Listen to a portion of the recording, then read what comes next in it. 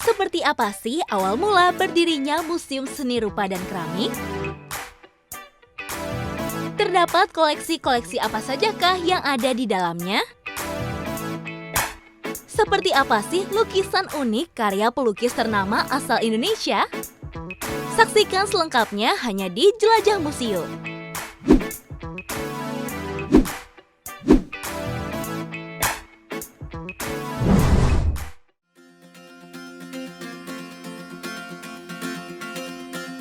Halo Smart Viewers, balik lagi nih di program kesayangan kita Jelajah Museum. Kali ini kita bakal ajak kalian semua untuk melihat-lihat dan mengulik sedikit sejarah mengenai salah satu museum di kawasan Kota Tua, yaitu Museum Seni Rupa dan Keramik. Museum Seni Rupa dan Keramik Jakarta ini berlokasi dalam satu wilayah kawasan wisata Kota Tua. Jadi sangat berdekatan dengan Stasiun Kota Jakarta, Museum Fathahillah Jakarta, dan Museum Wayang.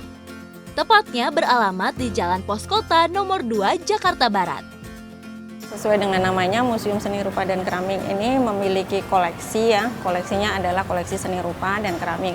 Kalau seni rupanya itu ada lukisan, kemudian juga ada sketsa dan ada patung-patung. Kemudian kalau keramiknya kita punya koleksi keramik lokal, juga keramik asing. Kalau keramik lokalnya itu kita ada keramik tua, yaitu keramik dari masa Majapahit, kemudian juga keramik yang kita himpun dari berbagai sentra industri keramik di Indonesia. Jadi ada dari Sabang sampai Merauke kita punya koleksi keramik, tapi yang daerah-daerah yang memang punya sentra industri keramik. Kemudian keramik asingnya ada keramik Asia dan Eropa. Eropanya kebanyakan adalah dari Belanda. Kalau Asianya sebagian besar memang keramik Cina, tapi ada juga keramik Thailand, kemudian ada keramik Vietnam, ada keramik Jepang. Apakah kalian penasaran? Yuk ikutin kita menjelajahi Museum Seni Rupa dan Keramik. Gedung Museum Seni Rupa dan Keramik yang merupakan hasil karya arsitek Van Radders ini dibangun pada tahun 1870. Bangunan ini memiliki ciri arsitektur gaya neoklasik.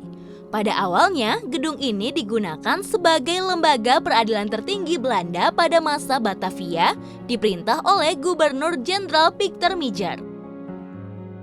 Atas gagasan Wakil Presiden Adam Malik, tanggal 20 Agustus 1978 diresmikan sebagai Gedung Balai Seni Rupa oleh Presiden Soeharto. Di dalam gedung ini terdapat juga Museum Keramik yang diresmikan oleh Bapak Ali Sadikin yang merupakan Gubernur Jakarta pada saat itu. Museum ini memiliki 500 karya seni rupa yang terdiri dari koleksi lukisan dan patung koleksi lukisan tertua berupa lukisan Bupati Cianjur karya Raden Saleh. Dari masa Muhyindi, terdapat koleksi lukisan yang mengacu pada keindahan karya Wakidi, Pirngadi, Ernest Dessange, serta Basuki Abdullah. Masa Persatuan Ahli Gambar Indonesia pada tahun 1938 yang menjadi tahun kebangkitan seni rupa di Indonesia diwakili lukisan karya Agus Jaya, Sindu Darsono Sujojono, dan Heng Ngantung. Nah, jika Smart Viewers datang ke museum ini, pada pintu utama gedung museum ini, kalian akan disambut dengan dua patung ikon pelaku seni asal Indonesia, yaitu patung Sindu Darsono Sujojono dan Raden Saleh. Sindu Darsono Sujojono lahir pada 14 Desember 1917 di kisaran Sumatera Utara. Memiliki julukan sebagai Bapak Seni Lukis Modern Indonesia, salah satu pendiri Persatuan Ahli Gambar Indonesia. Sedangkan Raden Saleh lahir pada tahun 1807 dan pertama kali belajar melukis pada seorang pelukis asal Belgia, yaitu A.A. Payen. Nah, Smart Viewers, itu dia sedikit sejarah tentang Gedung Museum Seni Rupa dan Keramik nih. Pasti pada penasaran dong koleksi apa aja sih yang ada di dalam museum ini? Dan pasti kalian udah gak sabar dong untuk melihat koleksi seni lukis karya ikon-ikon seni asal Indonesia. Stay tune terus di Jelajah Museum ya Smart Viewers.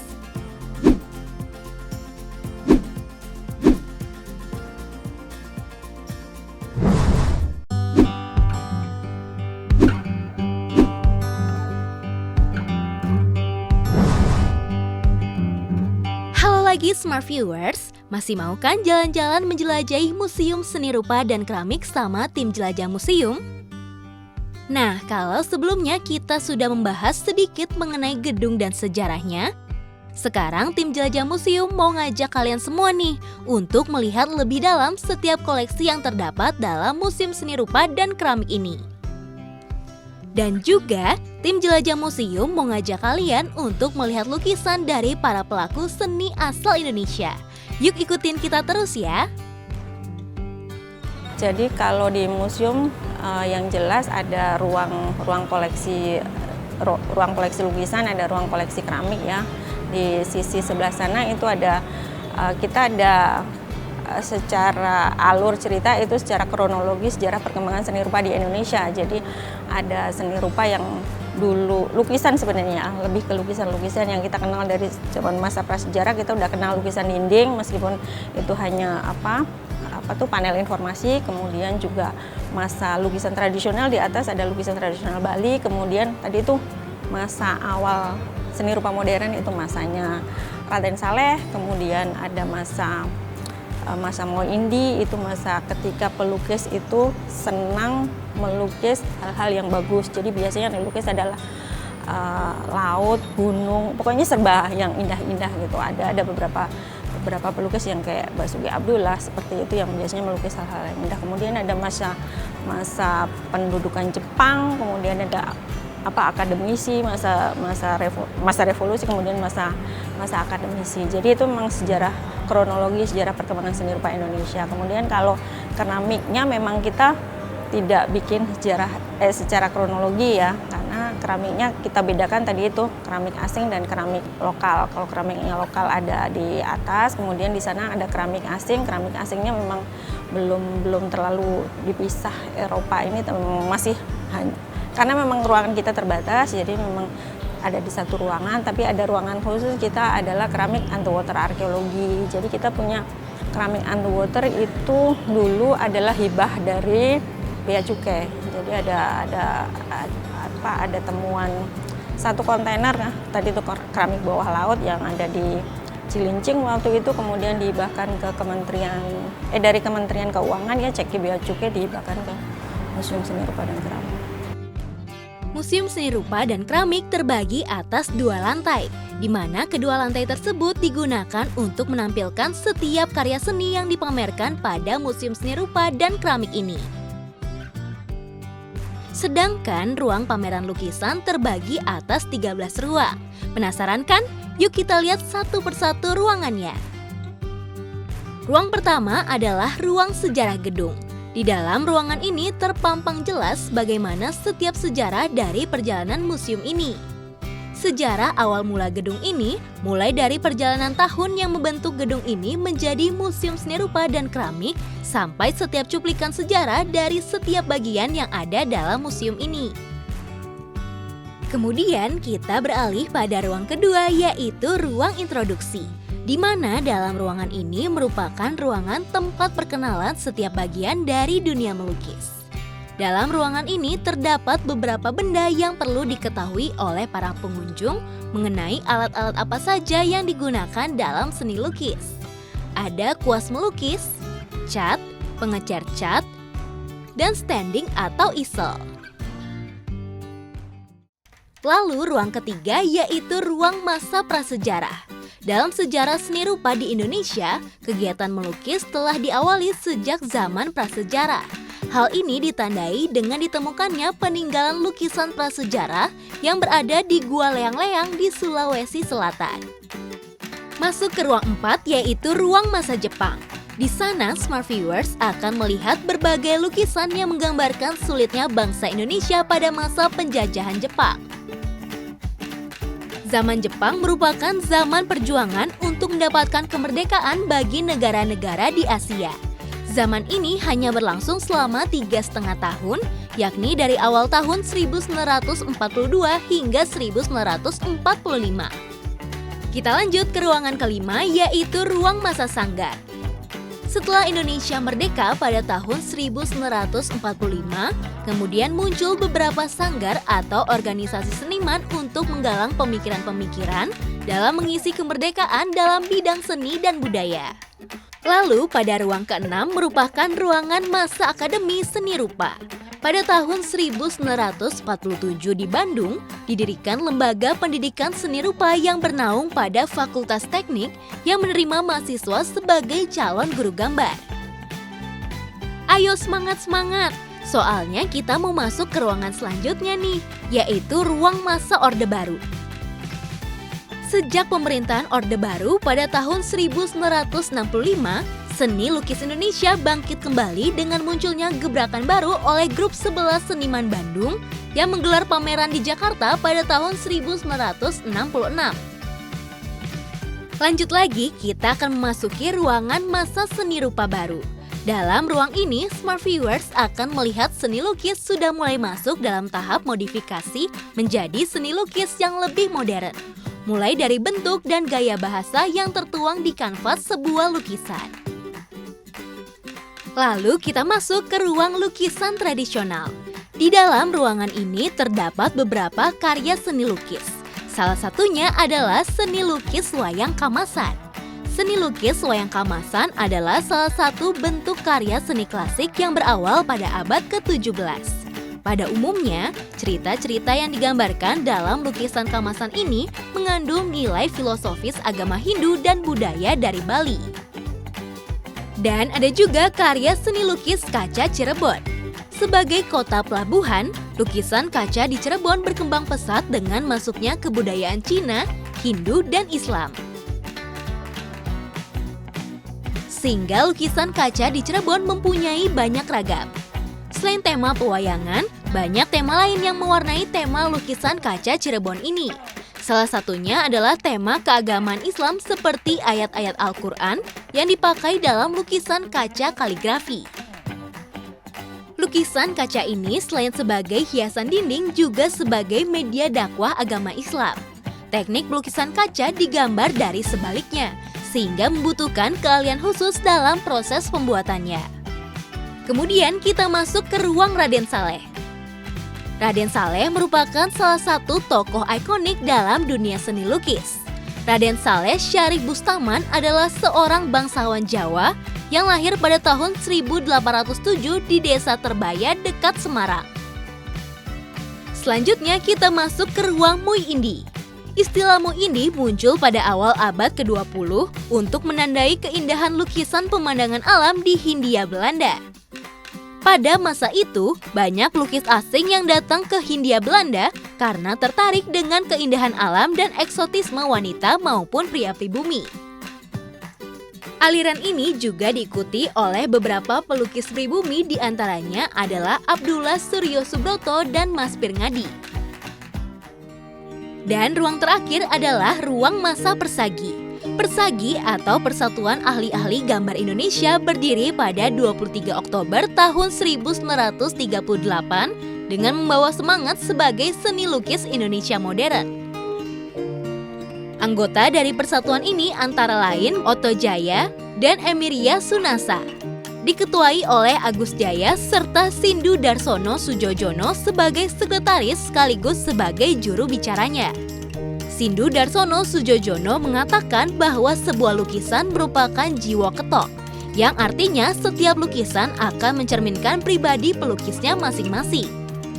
Nah, itu dia ke-13 ruangan yang ada di Museum Seni Rupa dan Keramik ini guna memamerkan berbagai lukisan. Nah, sekarang Jelajah Museum mau ngajak kalian untuk melihat koleksi patung kayu modern yang dipamerkan dalam lukisan ini nih. Yuk ikutin terus! Yang pertama adalah patung kayu modern karya Danarto.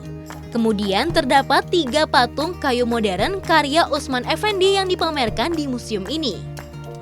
Lalu seniman Rujito juga turut menyumbangkan 2 karya patung kayu modern miliknya. Selanjutnya ada seniman asal Yogyakarta, Arif Sudarsono yang 3 dari karya patung modernnya dipamerkan. Nah, smart viewers, setelah melihat dan menjelajahi koleksi lukisan dan patung kayu modern, tim Jelajah Museum masih ingin mengajak kalian untuk melihat koleksi dari keramik yang dipamerkan di museum ini nih. Jadi stay tune terus ya smart viewers.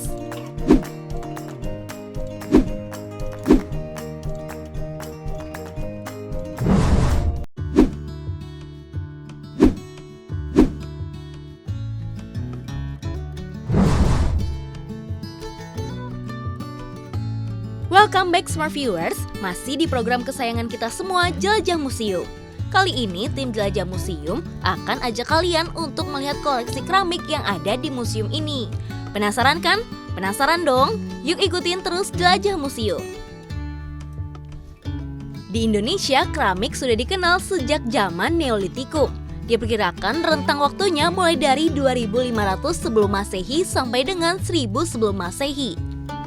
Peninggalan zaman ini diperkirakan banyak dipengaruhi oleh para imigran dari Asia Tenggara.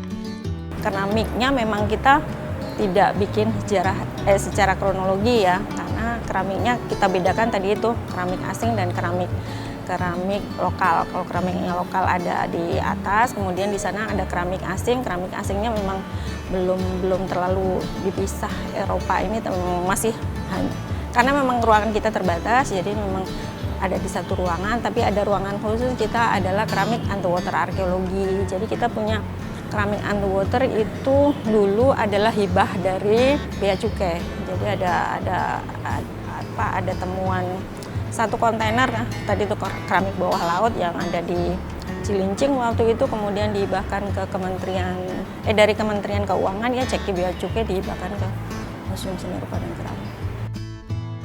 Nah, sekarang Smart Viewers sudah tahu kan sedikit sejarah tentang keramik di Indonesia? Sekarang yuk lanjut lagi untuk mengetahui desa-desa di Indonesia yang merupakan tempat pengrajin keramik. Desa pertama adalah Klampok. Klampok terkenal dengan industri tanah liat bakarnya yang berdiri pada sekitar tahun 1957 dan mengalami masa kejayaan pada tahun 1980. Sebagian besar masyarakatnya memiliki mata pencaharian sebagai pembuat keramik. Produk Klampok ini memiliki daya tahan yang lebih tinggi karena digunakan sebagai bahan baku tanah liat dengan kualitas yang baik. Lalu kita pindah ke desa selanjutnya yang terletak di daerah Klaten, yaitu Desa Bayat. Desa Bayat identik dengan pusat kerajinan tembikar dan keramik. Teknik pembuatan di Desa Bayat yang terkenal adalah teknik pembuatan menggunakan putaran miring loh Smart Viewers.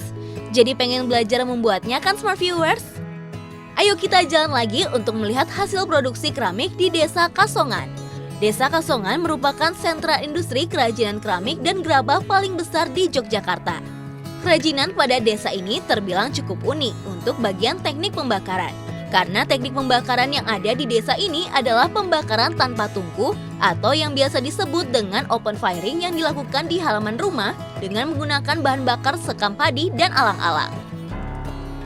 Nah, sekarang kita pindah ke daerah Purwokerto. Nama desanya adalah Pleret. Desa Pleret tidak dapat dilepaskan dari kerajinan keramik yang sudah ada sejak zaman penjajahan kolonial Belanda, terutama di Desa Anjun atau Panjunan yang pada masa itu sudah mulai membuat tembikar yang kemudian membuat juga keramik. Barang-barang tanah liat bakar ini menjadi industri rumah tangga. Keramik sebagai salah satu barang yang diperdagangkan di pasar-pasar Nusantara rupanya menempati kedudukan yang cukup penting. Hal ini antara lain dibuktikan banyaknya tinggalan keramik kuno di Nusantara, baik yang ditemukan di daratan dan kapal-kapal karam di perairan Nusantara. Keberadaan keramik itu sekaligus menandai atau memperjelas suatu babakan hubungan niaga di Nusantara dengan daerah luar yang mungkin telah berlangsung sejak abad keempatan, seperti yang ditunjukkan dari temuan keramik tertua dari dinasti Han di daerah Sumatera. Penemuan keramik dari dasar laut atau kapal karam dengan sendirinya merupakan data primer yang menunjukkan proses jaringan niaga dan memperjelas gambaran tentang pertumbuhan peradaban dan jaringan antara Nusantara dengan negara lain. Melalui identifikasi keramik dan lokasi kapal karam, kita dapat melihat gambaran aliran jaringan proses pendistribusian keramik. Melihat koleksi lukisan sudah, melihat koleksi keramik pun sudah.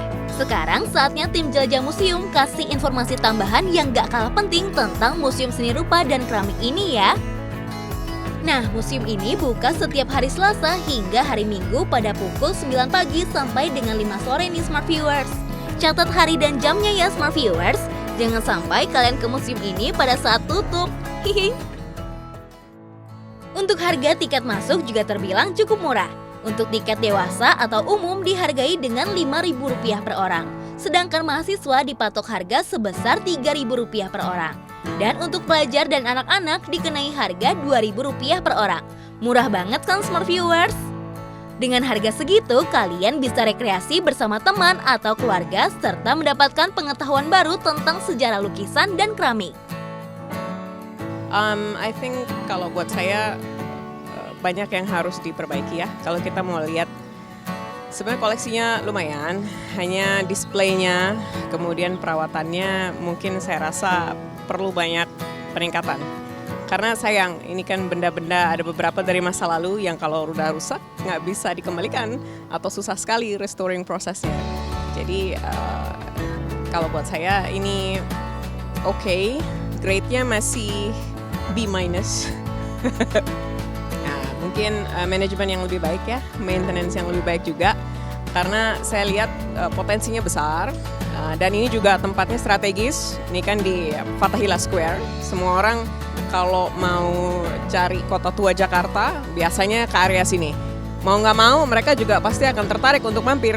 Jadi sayang, saya jujur agak sedikit kecewa dengan koleksi display dan yang lain-lain gitu. Tapi semoga terbuka untuk ruang perbaikan ya, improvement.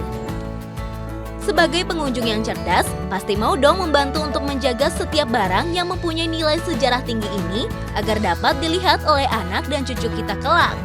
Dan satu lagi, jangan menyentuh lukisan atau koleksi apapun di museum ini, karena lukisan yang dipamerkan di museum ini merupakan barang antik dan rapuh. Jadi kalian harus menjaganya ya. Harapannya sih tadi itu visinya menjadikan museum sebagai museum yang berstandar internasional sih akan tercapai ya, meskipun kita harus pelan-pelan lah, karena memang sarana prasarananya juga harus memadai seperti itu kan, harus bertahap untuk mencapai itu.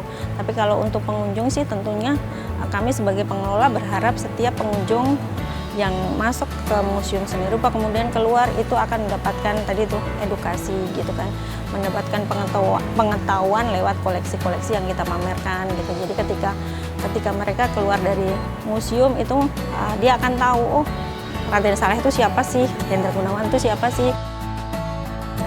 Tadi tuh harapannya dapat edukasi, jadi kesini nggak hanya sekedar selfie kayak gitu ya, karena trennya kan masih seperti itu ya, masih seperti itu. Tapi nggak apa-apa, paling tidak ketika dia datang hanya sekedar selfie, dia bisa cerita, bisa disebar, oh itu di Museum Seni Rupa itu. Tapi kedepannya sih kita pengen bukan hanya dapat background Museum Seni Rupa, background koleksi kita, tapi juga dapat edukasinya lah, dapat menangkap pengetahuan, informasi yang dibalik koleksi dan gedung kita yang sangat-sangat keren ini. Sudah 30 menit nih tim Jelajah Museum menemani Smart Viewers semua dalam menjelajahi Museum Seni Rupa dan Keramik ini. Puaskan Smart Viewers jalan-jalan sambil mempelajari sedikit sejarah tentang Museum Seni Rupa dan Keramik beserta dengan setiap koleksi yang ada di dalamnya. Semoga bisa membantu Smart Viewers untuk mengetahui sedikit sejarah mengenai museum ini. Sampai ketemu di episode selanjutnya ya Smart Viewers. Dah!